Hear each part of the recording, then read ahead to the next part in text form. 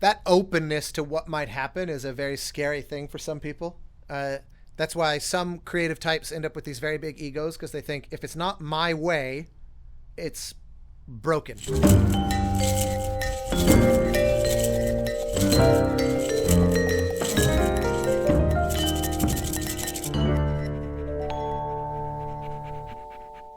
Hi. Hi, everyone.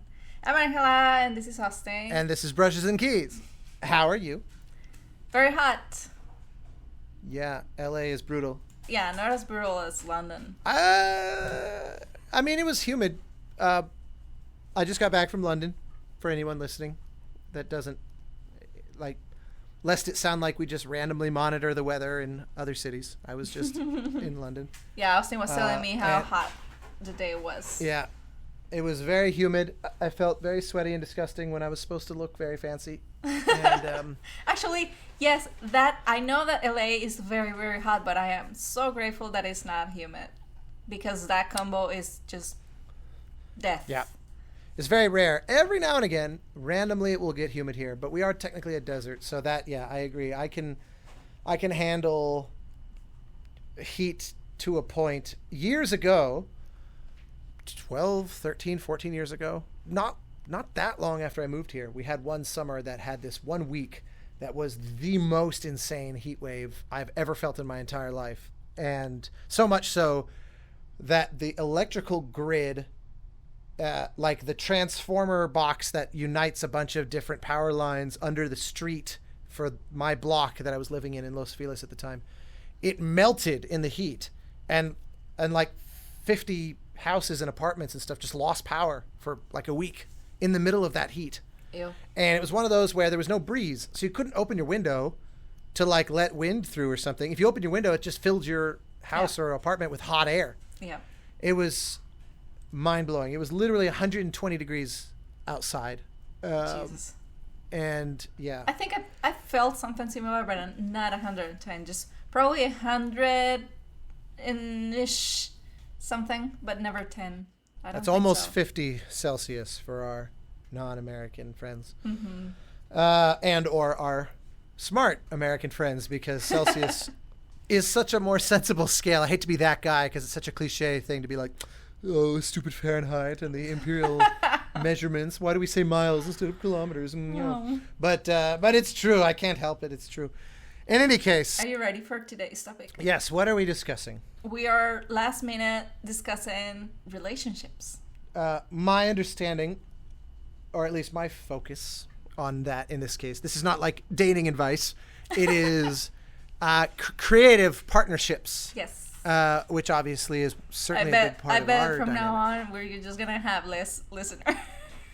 I don't know. I'd like to believe that that's part of what people are listening Oh, yeah, for sure. Yeah. I would hope. I maybe that's naive It's not of me. intended for those audiences. But yeah. Yes, exactly. I have a million things I can talk about. I know. I love it. Along that line. But I'm curious because for those listening, we have a document where we kind of, anytime we get an idea of something that could be interesting to discuss, we add it to our list for future episodes. And this is definitely one that you added on there, I'm pretty sure. And I'm curious if you had something specific in mind.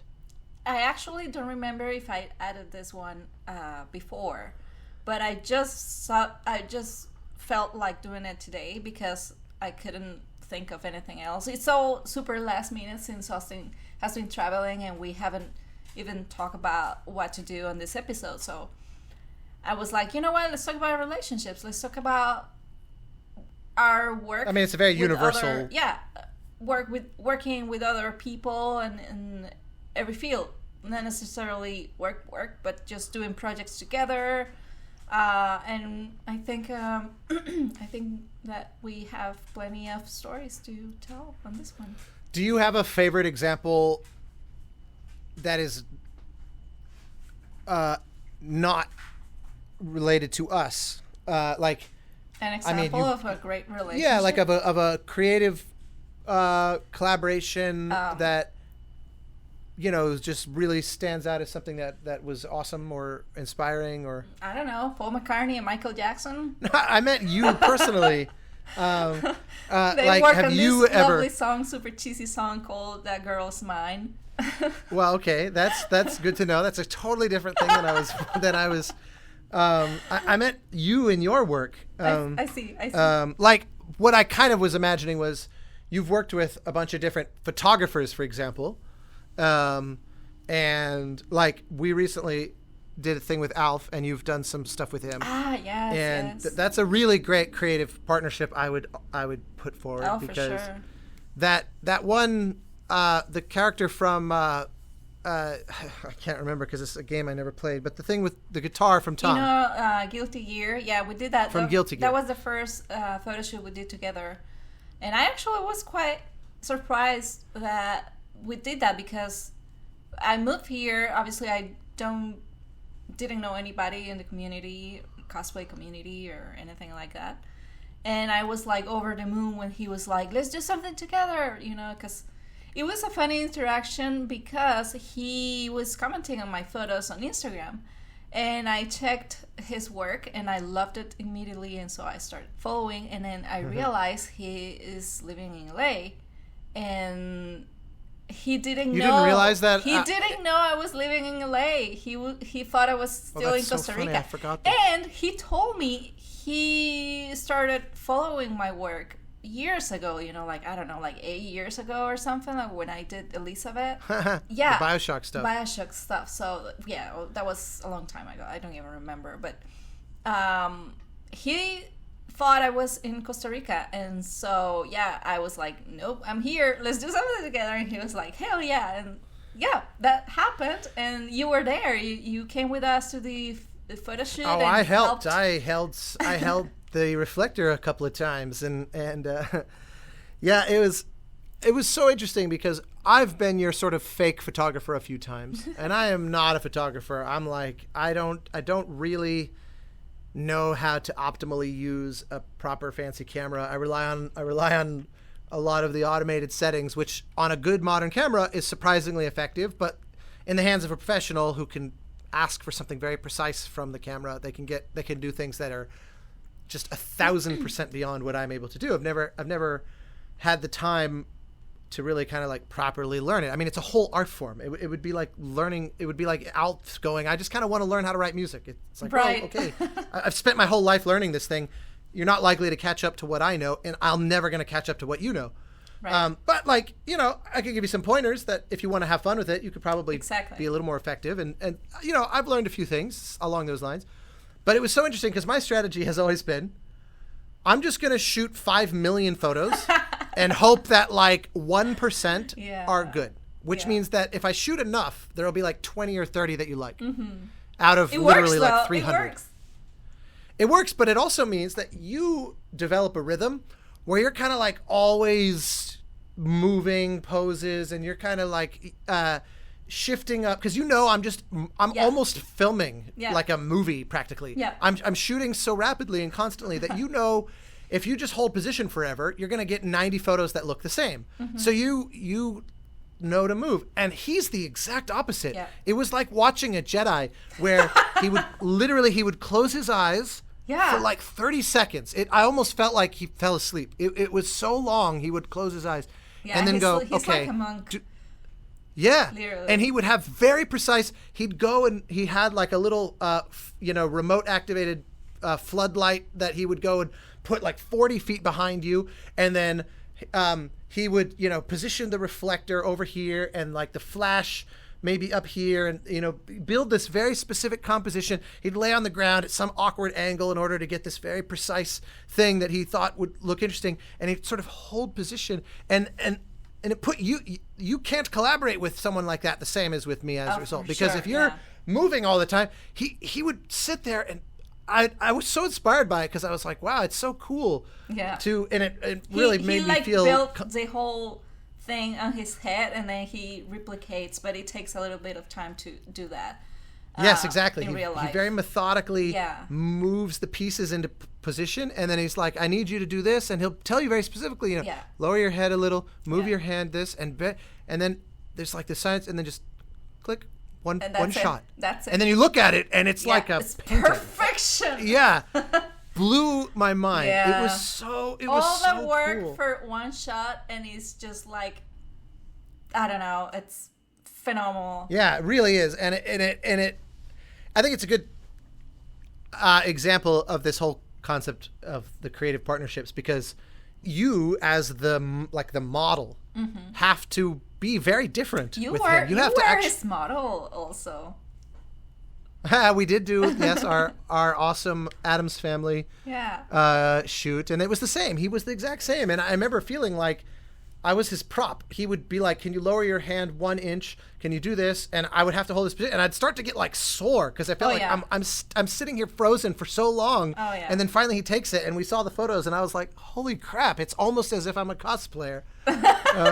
You did a great job, by the way. Yeah, it's all in the photographer, I swear. But also, I think it's everything together. You looked very good with your hair and the beard, gone. Very handsome looking, and Alf did the first time. So good. That was the level of my dedication. This was talk about creative partnership. That was the first time I had actually shaved with a razor and hot water, like shave close to the skin to be truly clean shaven without just shortening the beard like a trimmer. It was lovely. Since 2008. Holy shit. It was the first time I had been, because I looked like I'm 12. In 2008, I made my first fashion cosplay. That was the Big Sister. Oh man, people should all go look that up on your Bermuda's Instagram. Anyway, the secondary Instagram account. Yeah, that was cool. You learn so much with just doing a little fun thing with somebody else that you're not used to. It's awesome. Oh yeah, there's been a lot of that. Like I get this a lot in my line of work in general, because I work with musicians, and you know, like if I write a line for cello and I give it to someone like Tina, and then I give it to a different cellist, they're going to play it differently, even if they're reading the sheet music as exactly as they can manage, which of course is never the case, because I also invite them to bring their personality to it and not just try to be a robot.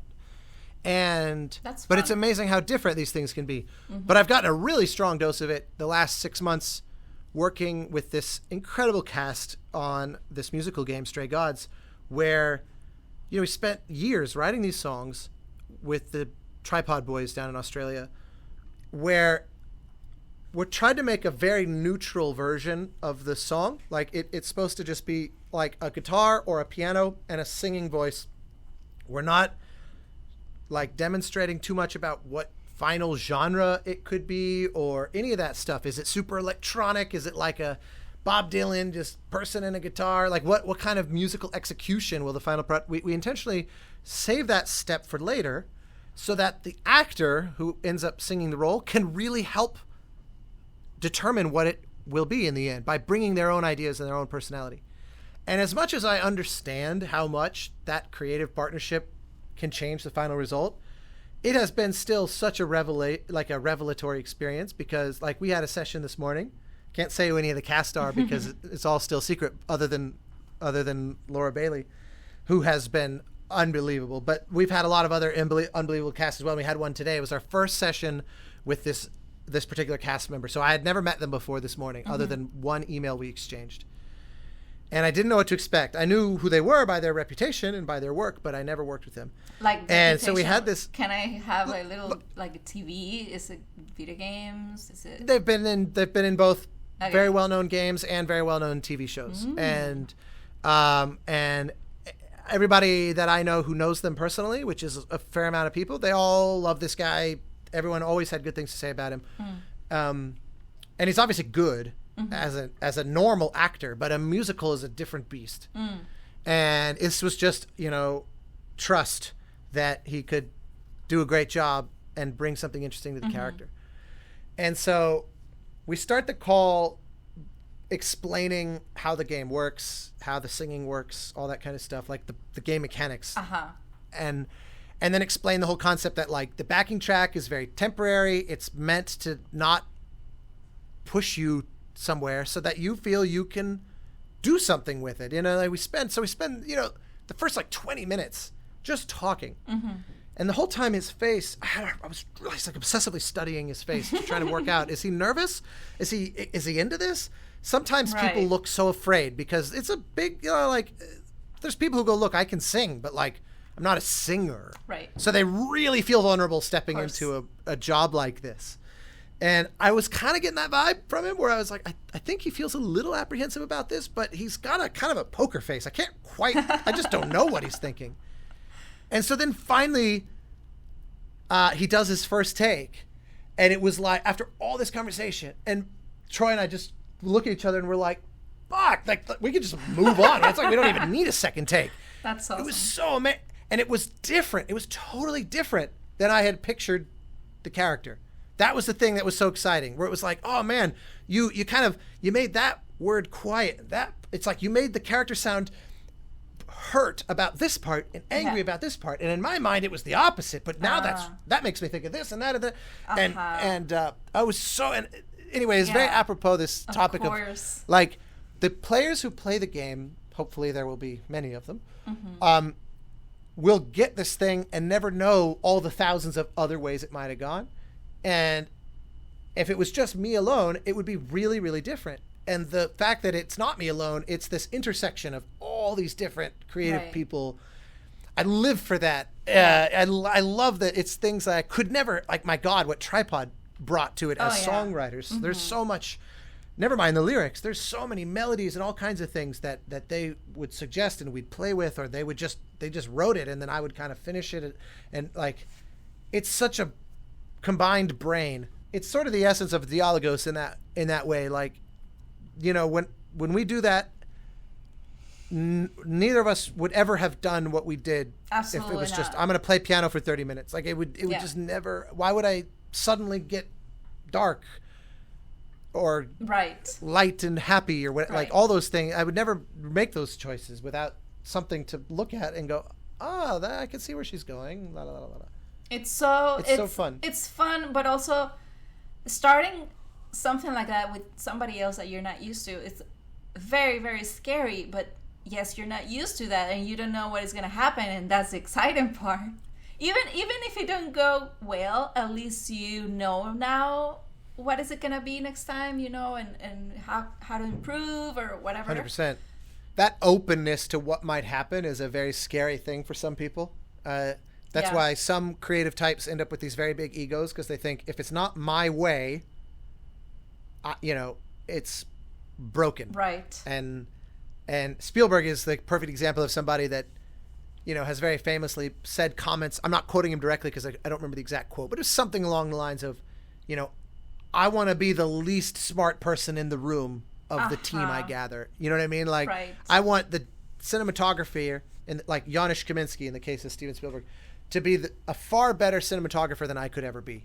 I want John Williams to be a far better composer than I could ever be, or Michael Kahn as an editor, or all these figures that he works with. He's like, as the team leader, I want to be able to go to my sort of department heads. How cool is that? How cool is just to surround yourself with like extremely talented and awesome people. I didn't know how that will feel until I met you, your way to do things and your way to see life. And ever since I met you, I've tried to pick that and apply it to my personal life as well. Just ditching whatever weird toxic relationship I'm into. Just stop that and just keep looking for better opportunities or for better people to hang out with, or I didn't know that was an option.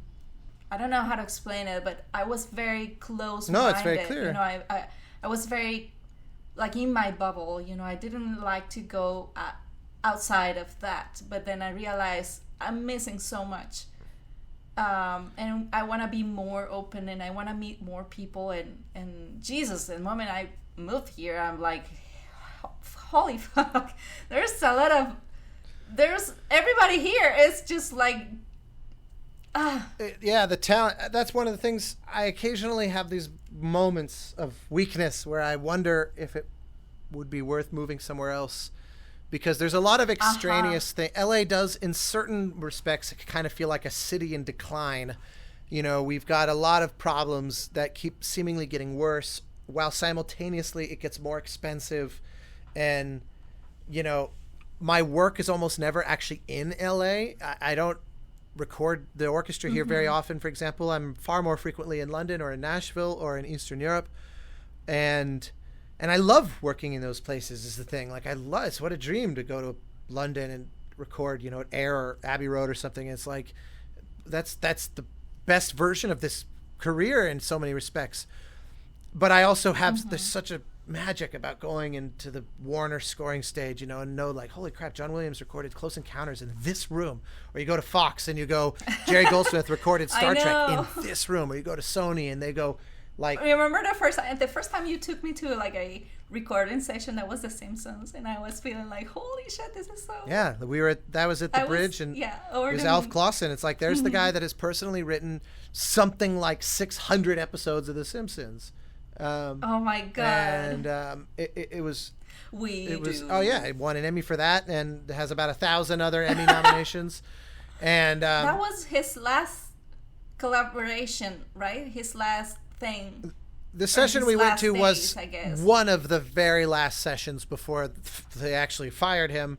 And after like 30 seasons of service, and it was kind of a bit of a public mess. He actually sued them for firing him, and wow. Yeah, I think he recently actually withdrew the lawsuit. He was essentially accusing them of ageism. They felt he was accusing them of firing him for being too old, and he basically sued them for that. But then I don't know what happened. I'm pretty sure he basically tried to cancel the lawsuit. I don't know what it is exactly. I don't know the details, and I steered clear of the gossip of it, but there's no question that Bleeding Fingers, which is one of Hans Zimmer's companies, that's who took over the scoring for The Simpsons. So you see a lot of exchange between the Hans Zimmer camp on the current credits of The Simpsons. I have no idea how different it sounds. I've never passed more than 10 seasons. Yeah, well, and it's literally like starting at season 32 or something. I mean, it's really, really, really recent. But yeah, well, the point I was making was that LA, the ambient creativity of LA is so through the roof. I remember the first time I ever hung out with Amin in his old apartment that he was living in when I first met him. The first thing he said was, 1 block from here around the corner is where Stallone was living, where he wrote Rocky. Jesus. And I remember it's like every corner of Los Angeles has some story like that, has some moment. Like in that same neighborhood is where the Henson lot is, which used to be Charlie Chaplin's lot. And I love that you walk in the lot and in the concrete are his footsteps doing the tramp walk that he did while the concrete was wet, and it's still there. It's very faint because rain and all that for the last 50 years has degraded it, but you can see footsteps that Charlie Chaplin himself made in the wet pavement while they were constructing filming. It or something. No, I imagine awesome. He did it as a memento, kind of like when you lay concrete, like in front of the Hollywood Chinese Theater where they have all the handprints. I think it's like a similar gesture. It wasn't by mistake. It was done as a memorial kind of thing. I see. But it's his footsteps that he made, and you can see them and touch them, and people are. And the thing that I love about it, in that particular instance, is it's behind the closed doors of the lot, which means it's not a tourist attraction.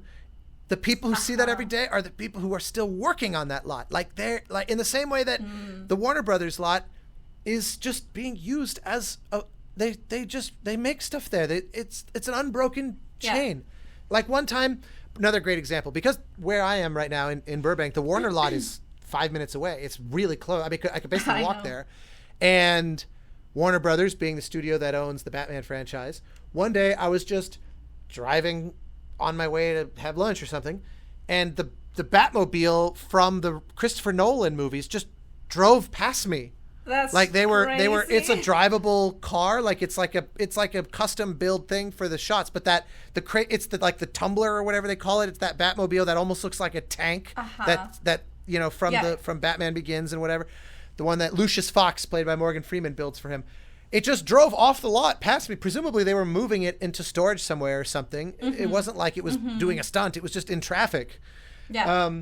But I just thought, where else in the world would something like that happen? And even now that you said doing a stunt, I've seen that. I've seen that walking canvas. I've seen that out there. Like just people filming, I don't know, whatever, like it could be a commercial, it could be a movie, it could be like a music video or students. Like short film. Yeah, even students, like everybody here, they're just trying to make art. And I love that.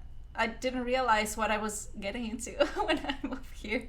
But I love and that's the thing that always keeps me here. Even I know that there's a lot of people that think the SLA, like nobody cares about anybody else. They just care about their career. But it's actually quite inspiring anyway. If you even think that, it's pretty awesome. Will occasionally meet people that are like that, but in my experience, they are absolutely the exception. They are not the rule. It is, people care so deeply. That's why I loved The Offer that we watched about The Godfather, because when you watch that and you see that everyone was trying to do a good job, like those scenes where Coppola and the cinematographer are fighting and yelling at each other, and the production designer who's talking about the lighting and the like with the DP and the composition, and they keep saying, I want it to feel like Caravaggio, and light on their face in a very specific way, and he's going on, and he's like screaming, it must be this way.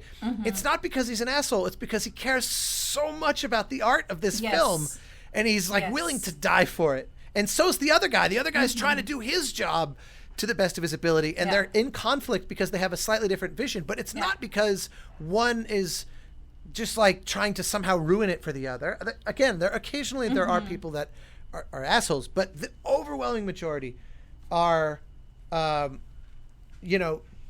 just eager to do a good job, hoping that it's an investment in something, in whatever could come next. It doesn't matter what it is. It's very... Yeah, at the end, the point is to pick your battle, just to not make conflicts that don't actually, in order to make a good product, in order to have a great project, whatever it is, if you are collaborating with others, you probably have to give away some of your ideas and just know that it's not gonna be always as you want it to be, and that sometimes you think this is the best way to do it, but you might be wrong. Oh yeah, that's a lesson that so many young composers need. I see it all the time in these Facebook groups and things that I'm on, where young composers ask questions, and one of the ones that comes up all the time is, what do you do when the director of a project is giving you notes that for a fact is going to make the music less, and therefore make the game or the film or whatever less? And the question to always respond to that with is, what makes you so certain that they are making it worse? How do you suddenly know how to direct and compose? What makes you think your insight is so superior to theirs that rather than go, let's try it. I remember the one time I ever did any work with another composer, really, like working for them, supporting them, was this one time I worked for like 2 or 3 days with, like working for a composer. The Order was a collaboration, a very equal partnership with Jason Graves. But there was a movie called, crap, I'm suddenly forgetting the name of the movie. But it was, Danny Elfman was doing the score. And I remember Laura Engel called me and said, Danny has been hired at the last minute to replace another composer on this movie, and he needs help. His normal team is not available or something like that. Would you be willing to step in and help him? It ended up being a very short, quick in and out thing, but I went and got to spend the day with him at his studio, where he showed me all the music he had written up to that point to kind of like teach me what he was doing, because then I was going to go and write music and send it to him, and he was going to like give me notes, and I was going to basically kind of help write music to kind of get this thing over the line. And something that he said, when he's starting a film, he'll look at like the opening credits or whatever, and he'll write like 5 versions. He'll try to think of every conceivable different approach. Like, what if it's big and loud? What if it's quiet? What if it's fast? What if it's slow? And he'll write multiple versions and then just give them to the director and go, pick your favorite. And that blew my mind, because I always worked the opposite. I would put all my energy into this thing that I was like, it's perfect. I have like, there's a vision. I can tell you, I want it to be like this and this, and here's why. And I have a reason. And I've spent all this time obsessing over your movie or your game. And I've digested it and I know it just as well as you do. And here's why it should be like this. But of course, sometimes they go, oh yeah, no, I don't think it should be like that at all. And then you're stuck. And he had this very amazingly collaborative, like, no, I want them to kind of guide me. They're the director. I was like, God, this is Danny Up. This isn't some nobody. Like, it was such an egoless approach and so collaborative. It blew me away. I never knew. And I've tried doing that over the years directly because of that conversation. And it's so effective. That's awesome. Where you learn to, first off, you learn to let go and not get super precious and uptight and stuff. But it shows a trust to the director, and they'll reciprocate most of the time that trust, where if you go, I really believe it needs to be this, and you really do genuinely feel strongly, they are much more likely to go, then I trust you. I believe in your judgment, because the whole relationship has been built on this give and take. This whole collaborative partnership is about the back and forth. I just had it with this project I'm not allowed to talk about yet, but this TV show. There were plenty of moments where the showrunner would, I would say, I think it needs to be this. He'd go, I have a thought here, and I go, well, let me explain to you why I didn't do it that way. And then at the end of the conversation, there was a good chunk of the times where he'd go, honestly, I trust you more than my own instincts on this one. If you believe strongly enough, I'm gonna get out of the way. And then that puts the pressure on me to go, I better believe what I just said, because he's gonna let me do it. And if his version was better, it's gonna be my fault that it's not as good as it could have been. Yeah. So and I love that. I love this, the respect and the mutual investment and all that. And it's one of the things, people have a very certain idea of what Hollywood is or what the game industry is or any of those kinds of things. And I see a lot of negativity on Twitter about everything. Mm-hmm. It's like it's represented as if it's this blood-sucking, people at the top are just milking the people at the bottom dry and being very predatory. And I'm like, look, I have not seen every conceivable type of scenario. And yes, sometimes it's hard. You've been here for a long time already. I think you have a very good sense of... I've seen enough, or I've talked to people who've seen it all. Like I talked to a Richard Kraft type who've been there for everything you can imagine, from the biggest to the smallest to the most, the biggest failures to the biggest successes. And I've heard, I feel like I've got a pretty realistic view, and the people that have gotten really jaded and cynical about it, I think, tend to be the types that just kind of want to see the negative side, or their skin was not thick enough where when something really genuinely crappy happened to them, they just let it consume them. And then others tend to just go, well. But that's everywhere. Of course. That's not only Absolutely. Here. It's everywhere. It's literally yesterday, I wrote on Facebook something, this is a little personal, but I was like, I feel like I should reconnect with this specific person that I haven't spoke in years. It was a good friend, but life. And then I enter to their profile and I see like all this negativity and all this like, things that I'm not from interested in reading, or from that person. Yes. And I was like, you know what? Some people never change.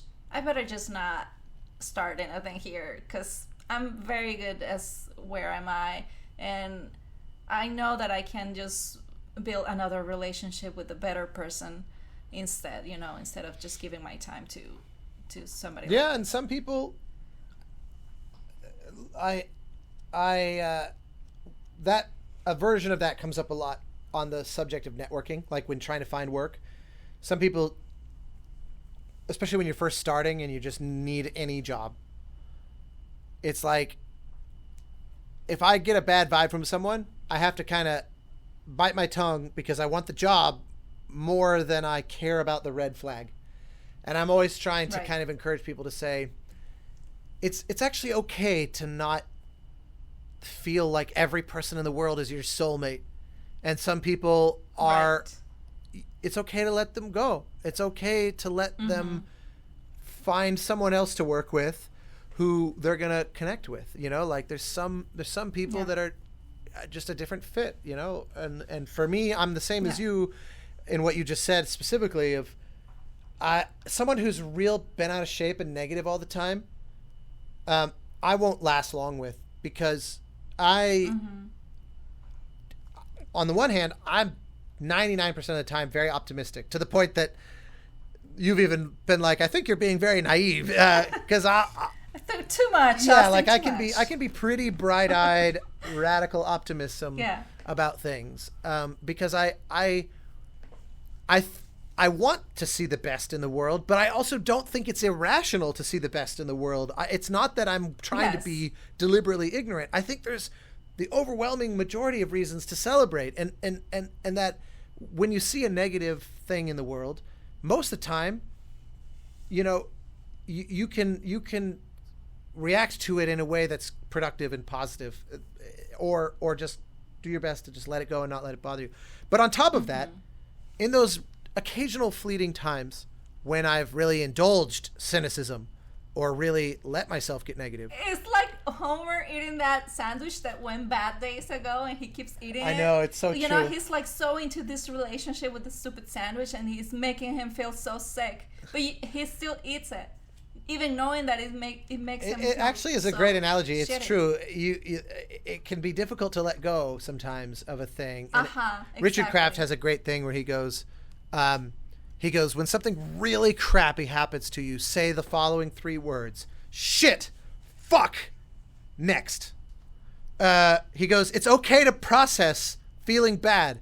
Yeah. But like try to let it pass. Like do whatever your process needs, but move on. You know, as soon as you start focusing on the next thing, it's going to lose its power over you. Exactly. Another thing that I've learned from this business is no matter how difficult a day I've had, very likely someone has been dealt a far worse hand to remind me that overall I need to remember to be lucky. Perfect example, I have a good friend who's a composer who spent the last, I don't know, a year writing music for this Batgirl movie that they just full on killed it. This like yesterday or today. Yep, I saw. Yeah, that's so weird. Yes, yesterday they said okay, it's not gonna be anymore, and today they said X reason. But they felt like it just couldn't measure up to the other DC films. Like it basically they had budgeted it too low to be the kind of like over the top spectacle that you would expect of a major character alongside like Batman and Aquaman, and these are all like $200 to $300 million movies. This movie was under $100 million. So even though it was pretty good, and not to mention that Michael Keaton was coming back playing Batman in this movie, so it was like super intriguing, and a lot of people were definitely going to check it out on account of that alone. Brendan Fraser was the bad guy, which had people excited because he's like been kind of out of the business for a little while and is starting to come back into it. And so it had all this curiosity around it, but Warner Brothers looked at it and said, basically, unless we were to go spend like another $100 million and try to reshoot half the movie. This is just me going off their public statement. Yes. This is no insider information. This is just reading the article in Variety. Their opinion was basically, we're better off cutting our losses at the relatively low budget than spending a huge amount and risking it to be a big failure. Because it can be pretty hard to like take a movie that's not what you want and make it part way. It's like if you're in a plane that's flying and you decide you want it to be a helicopter, it's pretty hard to rebuild it while it's in the air. You've kind of got whatever it is. And that's just a tough road that but I think this is now the highest budget canceled film in Hollywood history. That's crazy. Because they had definitely spent close to $100 million. Wow. And usually you don't cut and run at that point. So, but that's like this composer friend of mine. this is a big deal movie for her. And it's like, that just sucks. Yeah. It just sucks. But she'll hopefully have her, I haven't talked to her in any detail about it, but hopefully she'll be able to have her kind of shit, fuck, okay, now next. Yeah, it really makes you feel bad about like everybody involved. It sucks. Like years of your life working on a thing that will never be seen now. Oh, so sad. It's a real bummer. But I get it. I mean, I actually think Warner Brothers, from what I read, assuming what they said is true, it doesn't strike me as an irrational decision on their part. It doesn't strike me as like, if the movie is going to make fans disappointed because Wonder Woman and all the others set the bar here, and if you're looking at it just objectively going, it's not this spectacle the way those movies are. I can understand going, yeah, I don't think this is the good idea. Like, I could sympathize with that. That's not them being assholes or something, or like weird, greedy. Yep. Because I saw a lot of folks on Twitter that are like, blaming stupid them. Warner Brothers, and I'm like, try to see it from it. It's devastating. It's heartbreaking. And it wasn't the only movie they killed, by the way. Another guy I know, a very wonderful guy. I think you actually met him at Richard's wedding. Tony Cervoni, who directed that Flintstones movie I worked on years ago. He was directing a Scooby-Doo movie that was almost done. That also, what? He wrote a post on Instagram that was like, I'm beyond heartbroken. We were so close to finish. The movie was almost done. And yeah, I had no, obviously I didn't work on that film, but I have worked with him in the past, and he's a really nice guy, and he's like a hardworking, he's worked for Warner Brothers for decades. And yeah, he had his movie just killed like right at the finish line. And yeah, it sucks. They're trying to save money. I guess they're. Yeah, that's crazy. But yeah, those and actually, to bring it back to the topic, those partnerships, that to me is in the end what gets you through that. Like when you have something that goes really, like Paul Solet, he and I have worked on projects that went great, and we worked on projects that were really hard, and like where I see him being put through some really difficult situations. And the fact that we both know that we're there for each other, like all, no matter what. Bros before hoes. Bros before death. like I would never throw him under the bus. I would never blame him. If I felt like the score turned out in a way that I wasn't happy with, I would never go, well, the director just sucks or whatever. Because I see composers do that sometimes, and I'm like, but they're supposed to be your that's who you're investing in. That's the person that's supposed to be like your brother, your sister, your spouse almost. And I have that with him. I would do anything for him, and he would for me. He's had situations where he had to really step up and defend me, and he did. And I would for him. And so it's like sometimes you do everything and it still doesn't turn out the way you want it to, but like we're still there for each other. That's that partnership. And I would do it again. And if he called me and goes, I got a movie, and to be honest, I'm really not happy with it, I'd still do it. I'd still do it with him because it's him. Yeah. Those partnerships, those relationships are what you come here looking for. At least that's why I moved to LA. Spending your savings. Yeah. I lived on the edge of bankruptcy, essentially. I mean, I was very lucky. I had, like I was never like in true risk at homelessness, right? But I had no spare income. You gave more than you should. I went way over budget. I was literally 400% over budget Jesus. On his first film, Grace, and it was the best decision I had made in my career up to that point, and it's one of the best I've ever made. Like, insofar as it communicated to him that I cared more about the quality of his film than about like my ability to buy, a nice dinner this month or something like that. You know what I mean? Like, I care more about the work we're doing. And it was so worth it. Plus, we recorded at Abbey Road. That was the reason why. It was like, we're gonna, it was just one session for 3 hours, done remote, because it was like, if I fly there. Is that the first recording session you did? The first time ever at Abbey Road was on Grace. Wow, congrats. Yep. And the clarinetist, it was all clarinets, and the bass clarinet who played on the Traveler Symphony came up to me and he goes, we worked together like 14 years ago. And I said, Jesus Christ. David Fuest, you played on Grace. And he goes, I'll never forget that day. He goes, it was all bass clarinets, and none of us ever did a session like that. He goes, we all remember that day. And it was like, to be sitting there, I'm sitting there recording with the London Symphony, and to have the clarinetist tell me that, it was like, I said, I was a kid. I was just blowing my savings. That is I didn't know what I was doing. crazy. Yeah, it was such a special moment. And all the photos we have from that session were because he brought his son along and said, will you take photos of this? Because I didn't think to hire a photographer of the session. And so if you look online, I can't remember his son's name, but the last name is Fuest. The son was the credited photographer of like the few little behind the scenes shots that we got. That is so cool. From that day. Again, it's the same thing we're talking about. It's relationships. Yes, it's people, for sure. you know, meeting each other, and it's just so many moments. I loved one time John Williams came and gave a master class at USC for the composition program, and I got to sit in the room with me and 20 composers and ask him questions for an hour and a half. And Kenny Hall came in and sat in the back. And John Williams didn't know Kenny was in there. For those who don't know who Kenny Hall was, you go on IMDb, look up Ken Hall.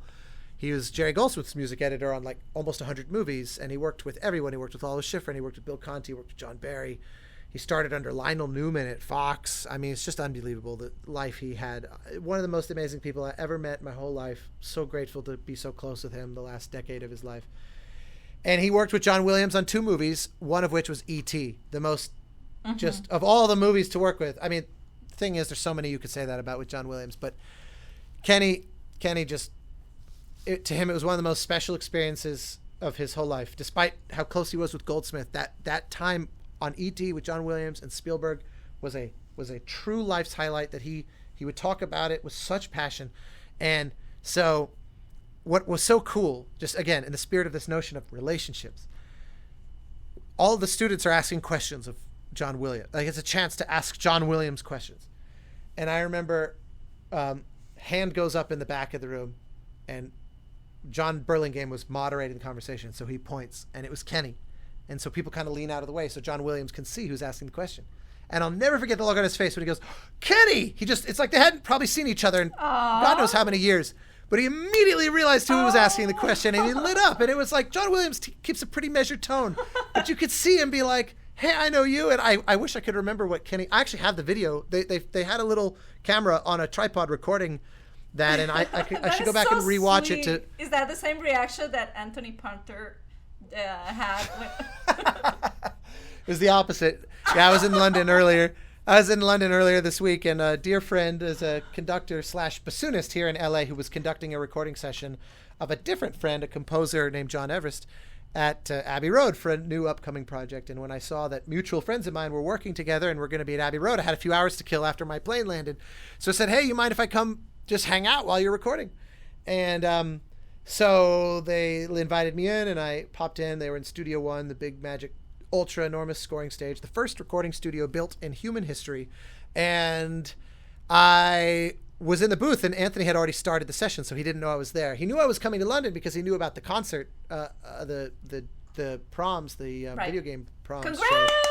Yeah, first time ever for video game music. It was really special. Very, very amazing concert to be a part of. But and they weren't able to go because they were recording. Their sessions went until 9:30, which is when the show ended. So they joined us for drinks after their session, and our concert ended about at the same time. So we all got to have drinks afterward, but I was able to pop in earlier, and when it was time to take a break, I said, do you mind if I be the guy to call it? And they were like, sure. So I got on the talkback, and they were doing just strings, and then they were going to be doing brass and woodwinds in a separate session entirely. So the room was all violins, violas, cellos, basses, Anthony conducting. Big group, sounded amazing. John wrote lovely stuff. Nolan Markey was the orchestrator. They were both there in the booth with me. And Jake Jackson was engineer. The talented, top tier folks. And so I just got on the thing and I said, Maestro, it's all sounding really good, and we're keen to take a break, but the bass sousaphone is not coming through. I was trying to think, what's something that he'll know it's me instantly, because that's a really weird, rare instrument. What the hell did you just ask? Explain to me. So it's a really weird, rare instrument that he bought on a whim, and he told me about it, and I was like, we got to use it. So I brought him in on Banner Saga 3 to be a featured bass sousaphone player. And I think I'm one of the only people that's ever asked him to use this instrument that he owns. So when I got on and I said, the bass sousaphone, from the podium in front of the whole orchestra goes, Austin Wintory. He goes, I'd recognize that high-pitched nasal voice anywhere. Oh, what the fuck? And he goes, I think my credit score just declined several points. Wow. Which was, I saw the whole orchestra craning to look into the booth. It was so funny. And then it was like, we're ready for our break. So they all went and had their coffee. Oh my God. That is Came in and gave me a big... Jesus, it made me laugh. Happy, though. It was like, oh, I mean, he's the kind of guy that would, you know... burn you. Troll you. Yeah. No, it was, I laughed. I burst out laughing. And I can't deny it. I wish I had a voice like his. I do not. It was not a... It's like hearing... I was going to say Simba, but it's not Simba. It's the other. James Earl Jones. Yeah. Yeah, he has a voice. No, for real. Actually, Anthony, people don't know, he actually does occasional side work as a voiceover narrator kind of guy because he has one of those. I had no idea. That's crazy. He's got the voice for it. I mean, he has one of those so deep and very pure powerful. baritone and very charismatic. Like it's not just deep, but he can speak with flair. And you have nasal voice though. Oh, like... come on, it's all in good fun, but. Oh my God. Anyway, I think we have comments to read. Yes, do we not? We have. I don't know how to call this section, but I have 10 questions. Yes, thank you to our lovely people for engaging with our social media and stuff and actually writing stuff down when we put this call out. That's very kind. Yes. So you know me, I can easily make 20-minute answers out of everything. We'll be as quick as possible. Time. Yes, let's try to be as quick as possible. Do you want me to read them? Yes, please, because I suck at it. No, not at all, but I'm happy to do it. So the first one, Arvald Photo. That's Anthony. Different Anthony than the one we're talking about. It's my Your Anthony. Not yours. From what you guys have experienced doing this podcast, what has been the easiest and most difficult things? Well, I know I'll just really quickly give the easiest thing is it's just talking. Yes. Yeah. It's the easy difficult to, is to make you stop. Yes, the real test will be how much if you cut anything I just said. This will be, Stop with that. Be another one for people to. No, but I don't just mean talking in general. I mean it is fun to talk with you about these topics. Honestly, is easy. I think for you it's just fun to talk to anybody. But if we're I do have 3 podcasts, I guess. So every time you talk about music, you're gonna be like over the moon, no matter who you're talking to. Even if it's just only Canvas, you're gonna be so happy anyway. I mean, look, I can't deny that I chose this career out of a passion for this subject, so it's not. I love it naturally, but it's fun. Oh yeah, it's fun to talk with you about this stuff, and I was gonna say the most difficult part is the pragmatics of like I'm very aware now when I go to drink I try to aim away from the microphone so you don't tell me about the ASMR of my drinking coffee. I'm sure I failed many times today. Apologies. I don't know yet, but we will see. Similarly, my air conditioner is running. It adds noise in the background. I'm sorry. I try. It's just so hot. No, it's okay. But those little things, that's the only thing that's difficult. That's difficult for me because I am the one who has to edit all those things out. Yeah, so. But that's what I mean. Like this thing is overall so effortless feeling. Yeah. That's like the difficult. That's the only. Yeah. It's like the little stuff. Yeah, you're just being you. That's awesome. Well, likewise. The difficult part for me is to lose myself. To follow the flow. To relax because I've never done this before, and I'm amateur that actually being next to you, like doing this thing together. We're both amateurs. I don't know how to call you, but you have so much to say. And it's always so... I got in trouble for that with my teachers in school as a kid.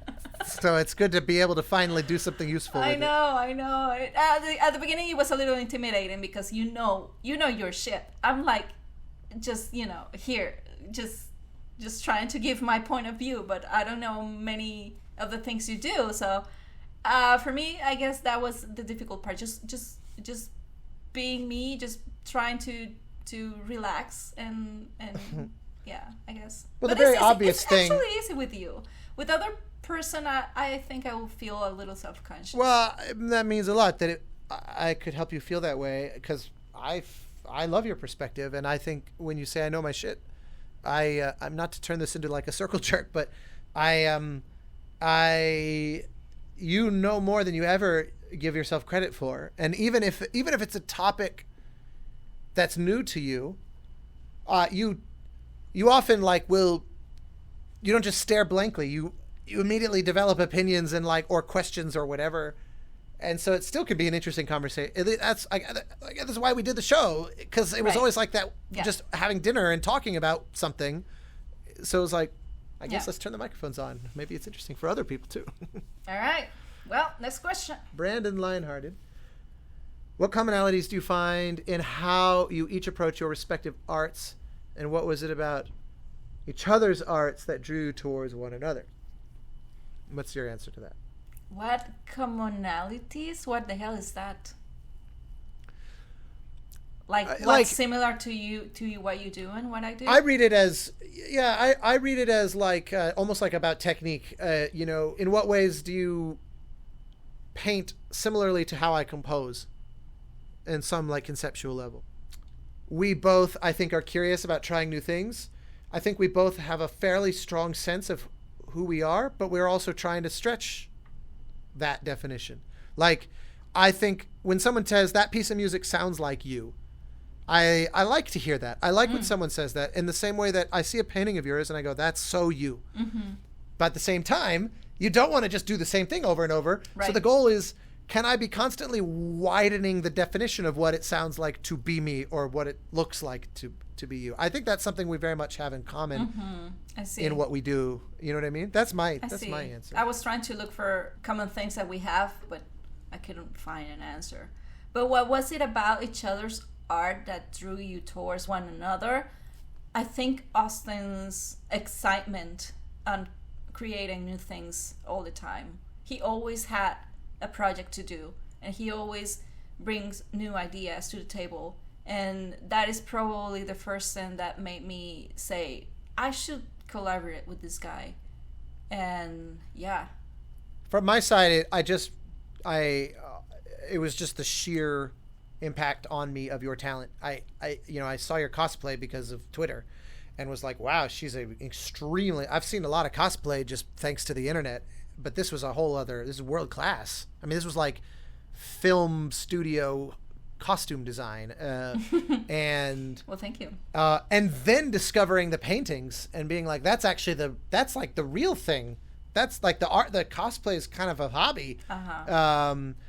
And I just found your work so expressive. It felt and so unpretentious. That was the thing that I loved. I've been around a lot of like art students that have a very pretentious attitude about it ought to be like this and such is, we talked about it a little bit in another episode. And I love that your work was just like, it reminded me very much of Sonia, my cousin, who was a painter in her whole life, who died at age 90 a few years ago, who she just made things she thought were beautiful. Or Drew Struzan, the artist, I think I talked about him here as well. Yeah. The legendary painter of so many iconic movie posters, who said, I just wanted to put something in the world that made it a little bit more beautiful of a place. That's awesome. So like, I'm not trying to advance the art form or this or that or that, even though ironically he probably did. It did. But that was not the goal. There was no pretentious sense of ego. And I felt that from your work, that it just felt like you were creating in a way because you didn't know how not to. And that was great. Next one, Greg Alex for Austin. Any funny anecdotes about a piece you've written, something you wrote by mistake, copy pasted something in the wrong place, or that ended up becoming final? I've got a million things like that where something went wrong. Happy little accidents. Happy accidents are very much a thing that have happened a million different ways. One random example that comes to mind is sometimes in older years, I had a computer that was kind of struggling, and I would always push it too far, and it was like old and couldn't quite handle it. And the software in those days was not quite as advanced as what I use now. And so one thing that could happen is, I remember the software was like so overloaded with stuff. The music was so kind of complicated, or I had a lot of plugins operating or whatever, that if I went and saved it, if I hit like Control S, it would spin for like 20 seconds because it needed that much time to save.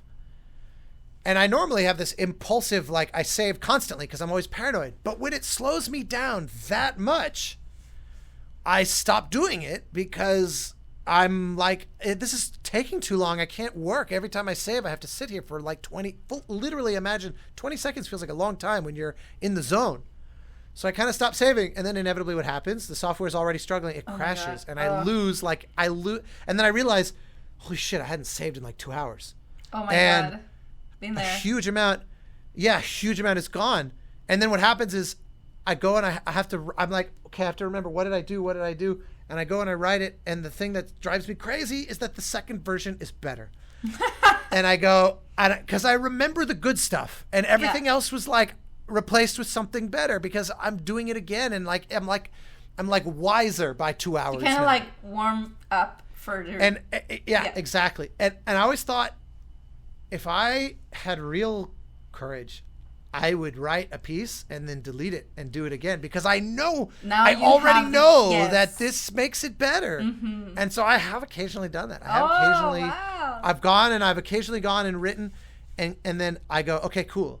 And then I'll do. That's crazy. I will leave somewhat of a safety net. I'll do like save as, and then I'll delete everything, where I can go back and check something if I want, but I don't. I rarely, because I'll just go, it's better now, it's better. And that's all born out of an accident. What a luxurious way to work. Well, obviously sometimes the deadlines make that suicide. Yeah. That's crazy. Anyway, that's one example of a happy accident that really kind of like changed how I work. Yeah, the question has a second part, and it's for me. It says, what happens if you make an error while painting? Can you brush it over? Have to start again?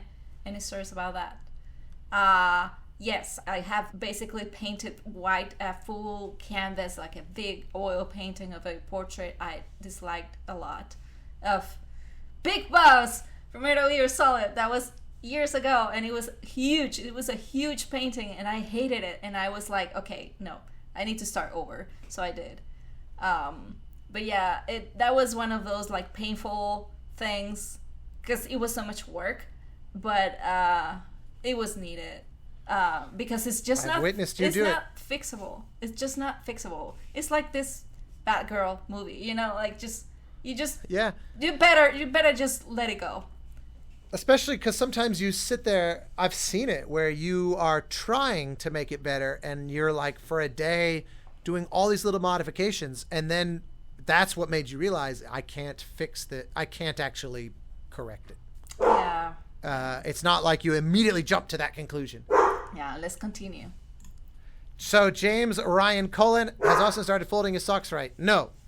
Christina H. Gore, do you have a dream project that you would work on, like a game or a movie or a show that I would want to compose for, or for you, like, for example, a giant street mural? I mean, my sort of most true answer has always been, my dream project is the kind of thing that I can't even imagine it until it shows up, which is how it felt about Journey.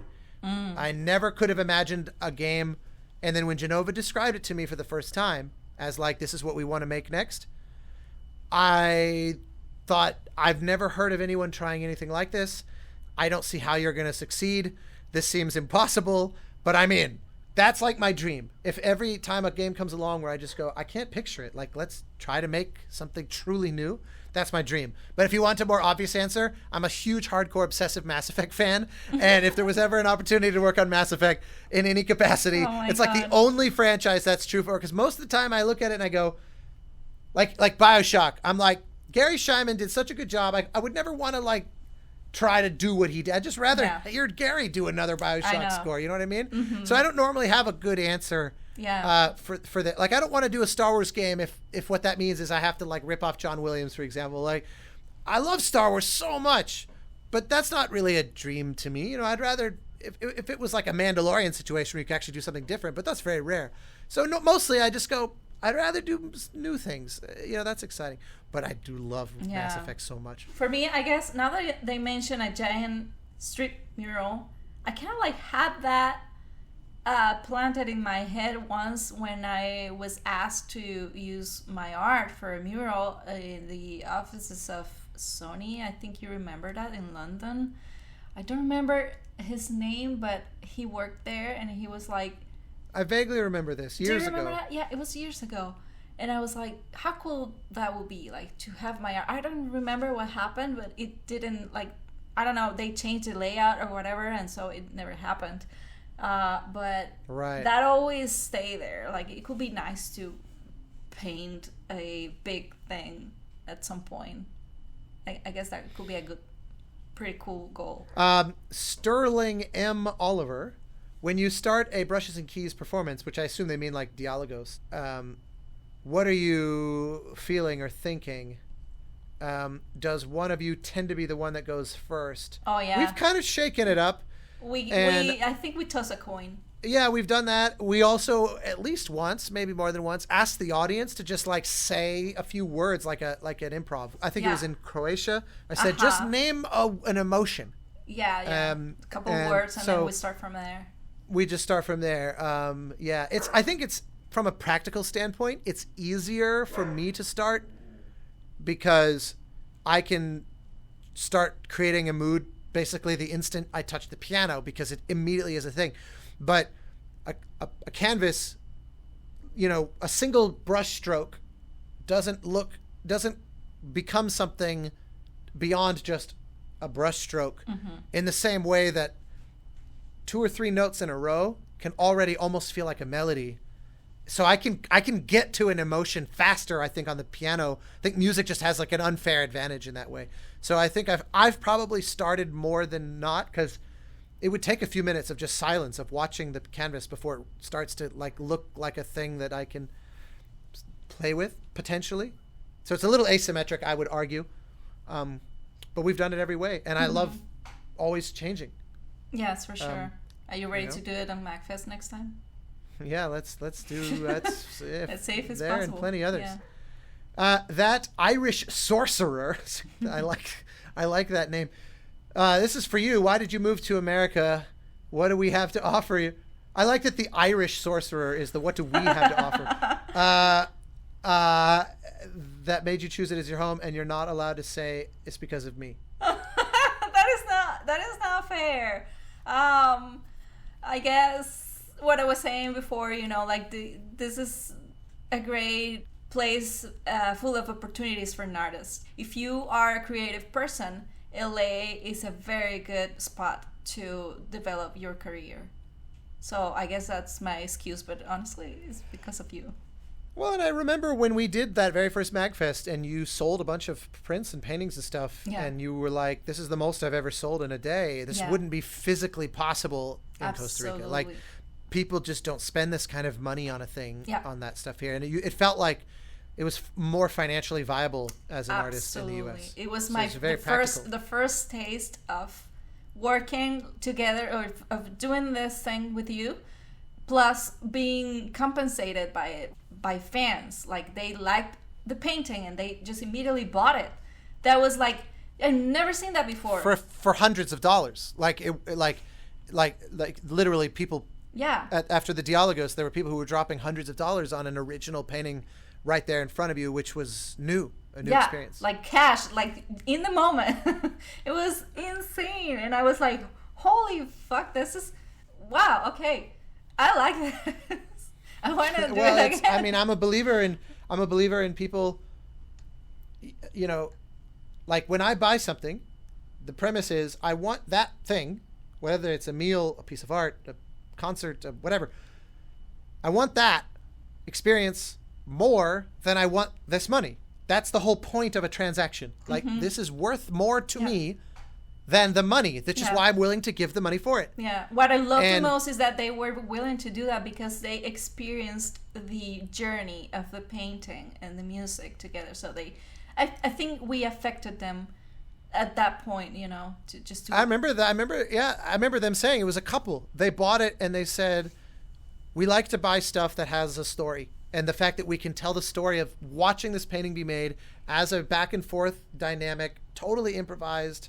They were like, it's such a great thing to have on the wall. Every time someone comes over, the painting is gorgeous. And then we're like, oh, actually, really cool story about where we got this painting. Like, they wanted that to be on. It's not just something nice on the wall, though it is very nice.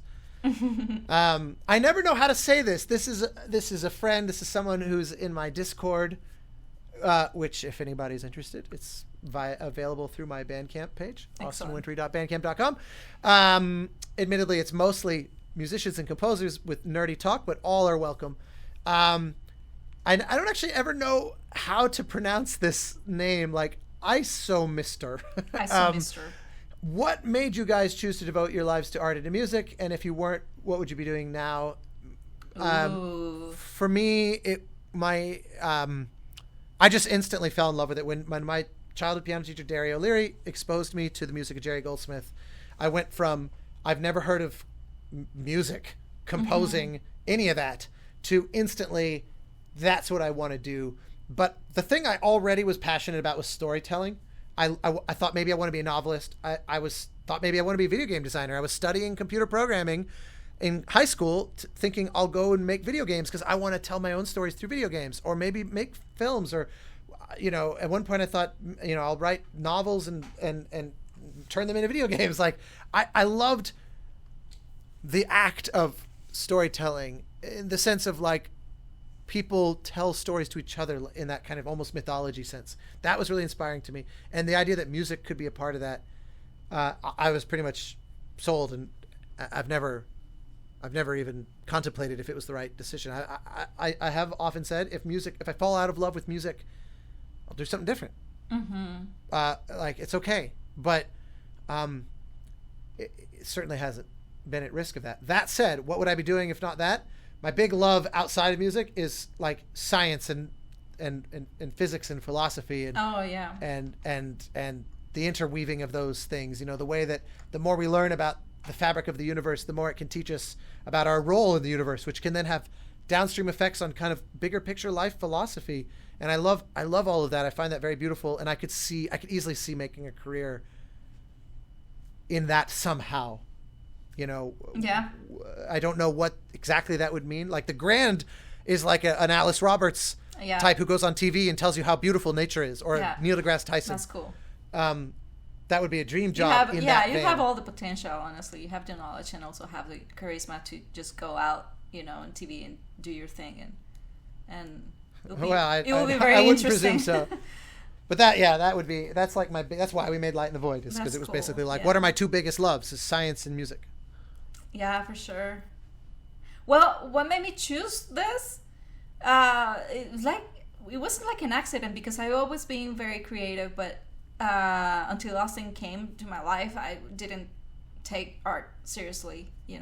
Like, I never saw myself just working on art for a living. Like, that was never an option for me living in Costa Rica. So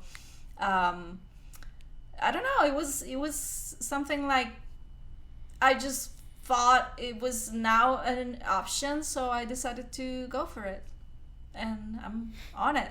I'm in the process of just trying to do it and getting there. Yeah. And if not this, then what? If not this, I will be probably passionate about interior design, so maybe that will be, I like that. My prediction was going to be something with dogs, like someone who takes care of strays and finds homes for them, or like, you could be very happy, I think, making your whole life about the well-being of animals, and dogs in particular. I could really see you. I could see you building a very successful business, honestly, off of that, because it comes from a very real place for you. Yeah, no, I know, but I don't know. I'm just thinking on the creative aspect, because yes, dogs are always. Of course. Yeah, but no, I guess that, because I will probably say also, I don't know, biologist. I always felt so. Huh. Yeah. I like that. I like that since I was, a little girl. I used to watch a lot of National Geographic, and that stuff. I just love it, and I've always felt like I should be a biologist. I should be a explorer or marine biologist like George Costanza. Exactly. Michael Seraph Piano says, how much does your own art profit from the inspiration of the others? Obviously, when we work together in a huge way, I also really love, like in the case of the Traveler Symphony, I get really excited working on the music, picturing you making the album art.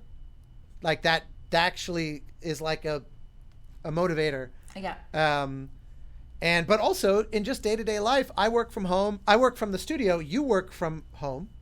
And so it's always really a joy to come home after having just spent 12 or 14 or 16 hours or whatever writing music or doing things related to my career, to then come home and instead of just like going to bed and dying and collapsing or whatever, very often as soon as I walk in the door, you'll show me what you've been doing all day.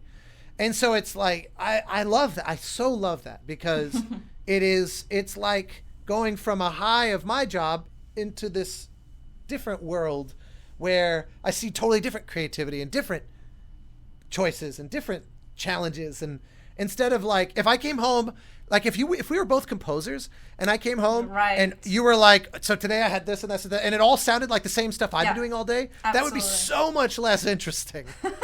And or it'd be annoying, you know, it'd be like relationships that actually work, but I will feel exactly the same. It will be very weird and tiring to have the same job.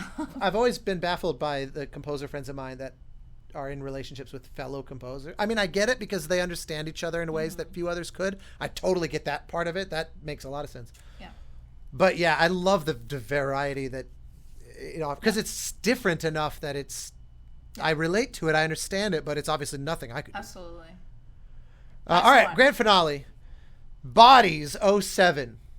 Curious how Brushes and Keys experience, presumably the experience of making this podcast, has been for each of you, with Angela coming from exclusively visual medium and Austin coming from exclusively auditory medium. Do you find that you think about your collaborations differently than you would? Also for Austin, how does that feel? How does that process compare to working on game development? I mean, I feel like basically we've kind of already addressed this 50 different ways. I'm a different composer because of you in my life than I would be without you, because I have this constant artist making me think about art in a more broad way than just like the little bubble of music. I'm literally living with an artist who is doing a different type of art from me. And if my only thinking about art all day was music, like art, I don't mean visual art, I mean art, all the arts. If the only contact I had on a day-to-day basis was my art, then I would only see it through the lens of my art. But instead, I get to see what you do, and then it sparks all kinds of thoughts. And obviously, we're always like, what if we tried this, or what if we did that, or what if, you know, like, and I wouldn't be thinking on these what ifs if you weren't there. I wouldn't be sitting there thinking of interesting collaborations with a painter if I wasn't talking to a painter all day. I feel like our collaboration feels very much like when, do you remember Remy tasting a piece of tomato and cheese together? Like that feeling that he gets, like all the flourish images around. Oh, Remy from Ratatouille. Yes, I think that is what this collaboration feels to me. Feels very much like it's two different things, but together they can be really, really tasty. Yep, I totally agree. I hope that's a satisfying answer for Bodies 07, because I feel like we could kind of do a whole episode in a way about that question. I know it's been a little long, but yeah, I'm so grateful for everybody who actually participated on this like first Q&A. Yeah, really. Thanks for leaving those. Yeah. That's awesome. And, we were supposed to give a album of the day, and I'm just gonna name it. And because we were talking about relationships, album of the day is Duets from Frank Sinatra. And I picked that one because, yes, it's all about songs in collaboration with a lot of other artists. I don't actually know any behind the scenes on that specific album, but after you mentioned it, I went and looked it up, and it is a pretty unbelievable, like, who's who of that time in terms of duetting, Sinatra duetting with Streisand, Aretha Franklin, you know, Gloria Estefan, Tony Bennett. It's pretty unbelievable of a lineup, but also on the behind the scenes of Nelson Riddle's collaboration. Like, people from my world know Nelson Riddle as the guy that wrote Batman. But he was also Sinatra's orchestrator, and like those legendary string lines and things behind a lot of these. Like Nelson Riddle is a god, and so it's like his name on a bunch of these tracks alongside, you know, Quincy Jones, Pat Williams. it's a pretty serious piece of work, Yeah. that What record. I I'd didn't- forgotten. What I didn't like about this is that supposedly he recorded himself separated from this Alone. people, like alone. So they had to respond to his. I'm not sure what was the process, but it was all separated. Like he didn't interact with them at any point. So I guess that's a little. Yep. That's It's a hilarious. little- I didn't know that. Yeah, it's a little funny, and it supposedly got a lot of criticism because of that. But That's so funny. yeah, I it's like what you're doing right now with Stray Gods, I guess. You know, you have the recording of each actor. believe and me, then- it's not what we wanted to do. It's just a technical necessity because of the way it's complicated nature of like, if the player chooses this, then the character can say that, but if they choose this, then they can say that. And to organize it and to get through it all, it would be so tedious. It would have required quadruple Yeah. the amount of time I guess if the that- actors were all in the room together, the- you know? that's Like, the it's just thing. impossible to afford. Exactly. I was gonna say that's probably one of the reasons.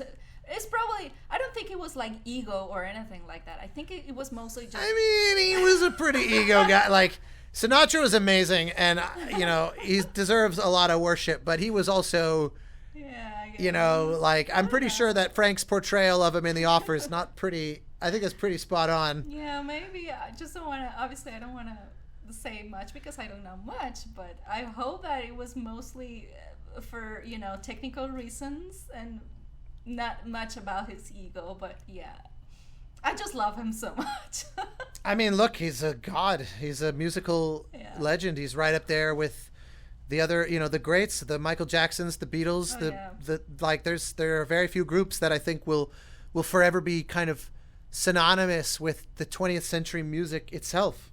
You know, like a name like Frank Sinatra is as important to the history of the art of music as, you know, name a Beethoven.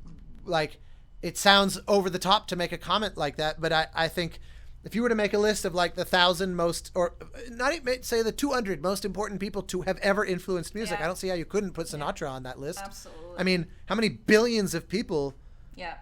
are they the heart and soul of their, you know, like their life, their you know, Totally. they played his music when their kid was born, or they walked down the aisle at the wedding to it. Like it You're it, just it forms a describing your central part. life. My life, I didn't do those. People do those that with your things. music. People do that with your music. Oh well, I mean, look. Whenever I've gotten an email from someone like that, it is the single highest. No award can compare Oh, I with an know. email like that So because it's so personal, and Yeah. he's like that for billions, Uh-huh. or at least hundreds of millions. Anyway. All right, goodbye, everybody. Yeah,